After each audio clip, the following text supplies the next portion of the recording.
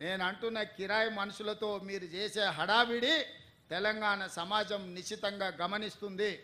ఇవాళ పేదలకు అన్యాయమైందని ఏడుస్తున్నారు కదా. ఈ తెలంగాణ రాష్ట్రాన్ని దోసుకున్న నిధులు మీ పార్టీ ఖాతాలో 1500 కోట్లు ఉన్నాయి.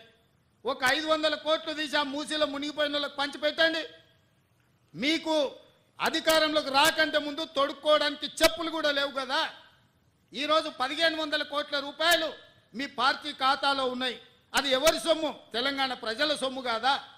ఇవాళ తెలంగాణ ప్రజలు మూసీలో ఉన్న పేదలు బాధలు ఎదుర్కొంటున్నారని మీరు మాట్లాడుతున్నారు కదా. ఒక 500 కోట్ల రూపాయలు మీ పార్టీ ఖాతాలో నుంచి తీసి వాళ్ళకి పంచి పెట్టండి.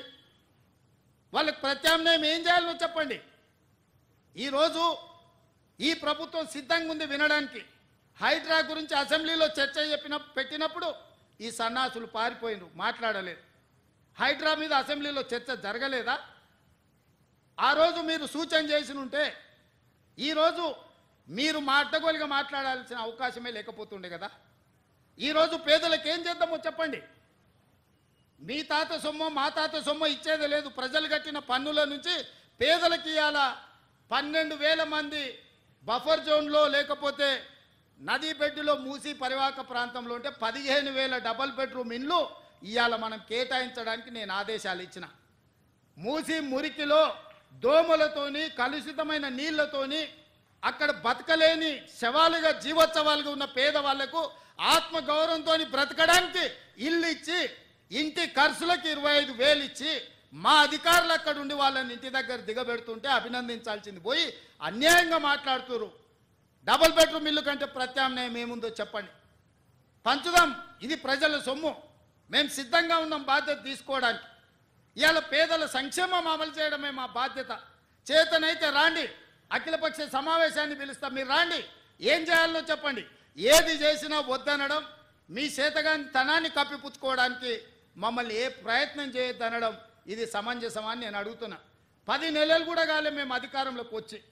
10 ఏళ్ళు ఈ రాష్ట్రాన్ని దోసుకతిన్న మీరు ఇవాళ ఆగర్భ శ్రీమంతులు ఎట్లయినరు? మీరు మాత్రం ఫామ్ హౌజుల్లో ఉండాలి. మీ ఫామ్ హౌజులను కాపాడుకోవడానికే కదా ఇవాళ వీళ్ళను ముసుగు దొడుకొని రక్షణ కవచంగా పెట్టుకొని పేదోళ్ళను పెట్టి కూలగొట్టొద్దు అంటారు. ఇవాళ ఇన్ని మాట్లాడుతున్న కేటీఆర్ జన్వాడలో నీకున్న ఫామ్ హౌస్ అక్రమ నిర్మాణం కాదా? అది కూలగొట్టాలనా వద్దా నువ్వు చెప్పు. హరీష్ రావు అజీజ్ నగర్లో నీకున్న ఫామ్ హౌస్ అక్రమమా కాదా? దాన్ని కూలగొట్టాలనా వద్దా చెప్పు. సబితమ్మ, నీ 3 కొడుకుల పేర్ల మీద 3 ఫామ్ హౌజులు కట్టినావు కదా. నువ్వు సబితమ్మ లేక పేద అరుపులు అరవకమ్మా. నీకున్న ఫామ్ హౌజులు కూడా లెక్కలు ఉన్నాయి. కూలగొట్టాలనా లేదా సబితమ్మ? నువ్వు సలహా చెప్పు. మీకు వెనకంగా ఉన్న కేవీపీ రామచంద్రరావులై కూలగొట్టాలనా వద్దా చెప్పు. ఇవాళ అక్రమంగా ఫామ్ హౌజులు నిర్మించుకొని మీ ఫామ్ హౌజుల మీద ఎక్కడైతే తొలగింపు ఏటు పడుతుందో మీ ఫామ్ హౌజులు కూలుతాయని చెప్పి ఇవాళ పేదలను రక్షణ కవచంగా పెట్టుకొని ఇవాళ మీరు నాటకాలు ఆడుతున్నారు. నల్ల చెరువులో ప్లాట్లు వేసి అక్రమంగా అమ్మినోడు మీ పార్టీోడు కాదా? మూసి